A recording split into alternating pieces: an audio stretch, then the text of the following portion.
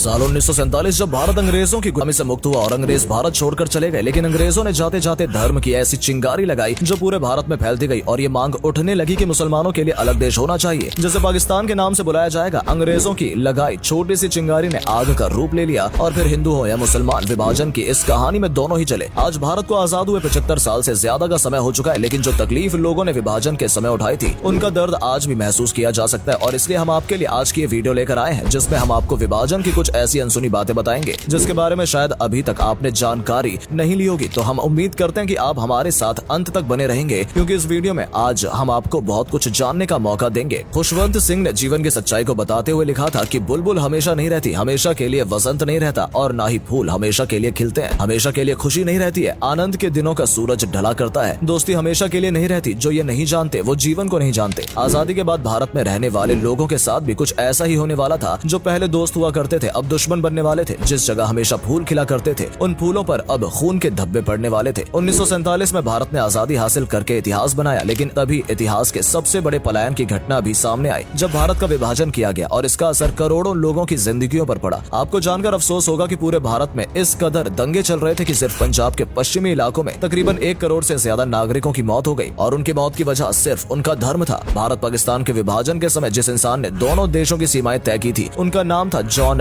Radcliffe. अब हैरानी की बात यह है कि जॉन रेडक्लिफ को भारत की ज्योग्राफी के बारे में कोई ज्यादा जानकारी नहीं थी और वो विभाजन से पहले कभी भारत आए भी नहीं थे। उन्होंने जो भी नक्शा तैयार किया वो सिर्फ जाति और धर्म के आधार पर किया। बंटवारे के बाद जम्मू कश्मीर एक ऐसी रियासत थी जिसने काफी लंबे समय तक ये फैसला नहीं किया कि उसे किस देश में जाना है, क्योंकि पाकिस्तान के लोग कह रहे थे कि कश्मीर में मुसलमानों की संख्या ज्यादा है तो उन्हें पाकिस्तान में शामिल कर लेना चाहिए। लेकिन कश्मीर में राजा हरि सिंह इस बात से सहमत नहीं थे और आखिरकार अक्टूबर 1947 में उन्होंने भारत में शामिल होने का फैसला किया। हालांकि इसके ऊपर कुछ शर्तें जरूर रखी गई थी। राजा हरि सिंह ने कहा था कि हम भारत में शामिल जरूर हो रहे हैं, लेकिन भारत की सरकार को एक बार कश्मीर में चुनाव कराना होगा और कश्मीर के नागरिकों से ये पूछा जाएगा कि वो कहाँ रहना पसंद करते हैं। अफसोस की बात यह है कि आजादी के इतने सालों बाद भी कश्मीर का मुद्दा आज तक कंट्रोवर्सी में बना हुआ है, क्योंकि पाकिस्तान आज भी ये दावा करता है कि कश्मीर उसके देश का हिस्सा है। जब भारत का विभाजन करके पाकिस्तान बनाया गया तो सिर्फ भारत के लोग ही पाकिस्तान में नहीं गए, बल्कि रेलवे लाइन, रक्षा शक्ति, किताबें और इतना ही नहीं बल्कि टेबल से लेकर फर्नीचर के सामानों का भी विभाजन किया गया। यानी आप इस तरह से समझ सकते हैं कि जब किसी घर में बंटवारा होता है तो उस घर में सभी चीजों को 2 हिस्सों में बांट दिया जाता है। ठीक ऐसा ही भारत पाकिस्तान के विभाजन में भी हुआ था। अब ऐसा तो नहीं है कि आजादी के बाद अचानक ही लोगों के मन में ख्याल आया कि वो मुसलमानों के लिए अलग देश बनाना चाहिए और भारत का विभाजन होना चाहिए। जाहिर सी बात है किसी ने तो लोगों के दिमाग में ये बात डाली होगी, तो वो इंसान कोई और नहीं बल्कि मोहम्मद अली जिन्ना था, जिसने लोगों के बीच में ये वहम डाला कि मुसलमानों के लिए एक अलग देश होना चाहिए। अब मोहम्मद अली जिन्ना एक ऐसा इंसान था जो खुद को धर्मनिरपेक्ष कहता था। जी हाँ, बिल्कुल सही सुना आपने, मोहम्मद अली जिन्ना खुद को पाक साफ और धर्मनिरपेक्ष इंसान कहता था। लेकिन उस इंसान ने दोनों धर्मों के बीच में विवाद पैदा किया और मुसलमानों के लिए पाकिस्तान देश की मांग रखी। 1947 में जब भारत आजाद हुआ और जब भारत के प्रधानमंत्री पहली बार अपना भाषण वायसराय लॉर्ड माउंटबेटन के सामने दे रहे थे, तो उस दौरान माउंटबेटन एक फिल्म देख रहे थे जिसमें ये साफ जाहिर हो रहा था कि माउंटबेटन को भारत की आजादी में कोई दिलचस्पी नहीं है। आपको जानकर हैरानी होगी कि माउंटबेटन ही वो इंसान था जिसकी वजह से पाकिस्तान में 14 अगस्त को और भारत में 15 अगस्त को आजादी मनाई जाती है। इसके पीछे एक बड़ी वजह यह है कि माउंटबेटन चाहते थे कि वो दोनों देश की इंडिपेंडेंट सेरेमनी में शामिल हो, और अगर 15 अगस्त को ही दोनों देश की सेरेमनी रखी जाती तो वो दोनों देश नहीं पहुंच पाते। इसलिए आज तक पाकिस्तान में 14 अगस्त को और भारत में 15 अगस्त को आजादी मनाई जाती है। विभाजन के समय कुछ लोगों की जिद की वजह से पाकिस्तान तो बना दिया गया, लेकिन पाकिस्तान बनने के बाद पाकिस्तान की खुद की करेंसी भी नहीं थी। इसलिए 1948 तक पाकिस्तान में भारतीय रिजर्व बैंक नोटों का इस्तेमाल किया गया। बस फर्क इतना होता था कि उस नोट पर पाकिस्तान लिखा जाता था ताकि ये पता लगाया जा सके कि ये पाकिस्तान के पैसे हैं। 14 अगस्त और 15 अगस्त 1947 की मध्य रात्रि को भारत पाकिस्तान का बंटवारा हुआ, लेकिन इस बात पर काफी लंबे समय से बात चल रही थी और 2 महीने पहले यानी 15 जून 1947 को कांग्रेस के अधिवेशन में बंटवारे की मंजूरी दे दी गई थी। और फिर 2 महीने बाद 15 अगस्त को बंटवारे की प्रक्रिया जब शुरू हो गई तो जो हिंदू मुस्लिम बचपन से एक दूसरे के दोस्त हुआ करते थे वो भी एक दूसरे के खून के प्यासे हो गए। हैरानी की बात यह है कि जिन बड़े बड़े नेताओं ने भारत के विभाजन को मंजूरी दी थी उनका कहना था कि अगर ये दोनों धर्म के लोग एक साथ रहेंगे तो हर दिन दंगे होंगे और उन दंगों को रोकने के लिए हमें एक अलग देश बनाना ही पड़ेगा। लेकिन उन्हें शायद इस बात की जानकारी नहीं थी कि इस विभाजन में करोड़ों लोग अपने घर से बेघर हो जाएंगे और अपनों को खो देंगे। अब ऐसा नहीं है कि विभाजन को रोकने के लिए महात्मा गांधी जी ने कुछ नहीं किया होगा। आपको बता दें कि 1 अप्रैल 1947 में यानी विभाजन के कुछ महीने पहले ही महात्मा गांधी ने लुईस माउंटबेटन से मुलाकात की थी और विभाजन के मुद्दे पर बात करते हुए उन्होंने कहा था कि अगर मोहम्मद अली जिन्ना भारत के प्रधानमंत्री बनना चाहते हैं तो मुझे इस बात से कोई भी दिक्कत नहीं है, लेकिन भारत के 2 टुकड़े नहीं होने चाहिए। हालांकि माउंटबेटन ने इसके बाद जवाहरलाल नेहरू से बात की जो कि उस वक्त प्रधानमंत्री बनने के उम्मीदवार थे। उन्होंने भी यही कहा कि अगर मोहम्मद मोहम्मद अली जिन्ना के प्रधानमंत्री बनने से भारत का बंटवारा नहीं होता है तो मुझे भी इससे कोई दिक्कत नहीं है, लेकिन मोहम्मद अली जिन्ना सिर्फ प्रधानमंत्री नहीं बल्कि राष्ट्रपिता बनना चाहते थे और ये तभी मुमकिन था जब एक अलग देश बनता, क्योंकि भारत के लोग महात्मा गांधी को ही अपना राष्ट्रपिता मानते थे और इस बात को बदल पाना असंभव था। इसलिए मोहम्मद अली जिन्ना ने प्रधानमंत्री पद को भी ठुकरा दिया। भारत विभाजन के दौरान भारत की हर एक छोटी चीज का बंटवारा किया गया, किताबों से लेकर पेन जैसी चीजों का भी बंटवारा किया गया, लेकिन एक चीज थी जिसका बंटवारा नहीं किया गया, वो थी शराब। क्योंकि इस्लाम धर्म में शराब को हराम माना जाता है, इसलिए पाकिस्तान में शराब को लेकर कोई भी चर्चा नहीं हुई। भारत के विभाजन के दौरान कुछ मुसलमान ऐसे थे जो पाकिस्तान जाने के लिए निकले तो थे, लेकिन पाकिस्तान पहुंच नहीं पाए और भारत पाकिस्तान दोनों देशों के बीच में रुक गए। और हैरानी की बात यह है कि ये लोग आज भी ऐसे ही हैं, ना तो इन्हें पाकिस्तान स्वीकार करता और ना ही भारत स्वीकार करता है, यानी इन लोगों के पास अभी तक कोई नेशनलिटी नहीं है। हमें तो यही लगता है ना कि भारत के विभाजन के बाद पाकिस्तान अस्तित्व में आया और इस तरह से भारत और पाकिस्तान दो देश बने। लेकिन इंटरेस्टिंग बात तो ये है कि अगर भारत का विभाजन नहीं होता तो आज शायद बांग्लादेश भी अस्तित्व में नहीं आ पाता, क्योंकि बांग्लादेश में रहने वाले लोग वही हैं जो पहले पाकिस्तान में रहा करते थे और जब इन लोगों के साथ बुरा बर्ताव किया गया तो इन्होंने एक अलग देश बनाने की मांग की और इसका साथ भारत ने भी दिया और फिर बांग्लादेश अस्तित्व में आया। तो अगर आपको भी अब तक सिर्फ यही पता था कि विभाजन की वजह से लोगों ने अपनी जान गंवाई है, तो हम उम्मीद करते हैं कि इस वीडियो को देखने के बाद आपको भारत पाकिस्तान के बारे में और भी कई बातें जानने का मौका मिला होगा। तो अगर आपको भी ये वीडियो पसंद आई और इससे आप कुछ भी जानने का आपको मौका मिला तो वीडियो को लाइक जरूर करें और हमारे चैनल को सब्सक्राइब करके बेल आइकन दबा दें ताकि इस तरह की वीडियो हम आपके लिए लेकर आते रहें। धन्यवाद।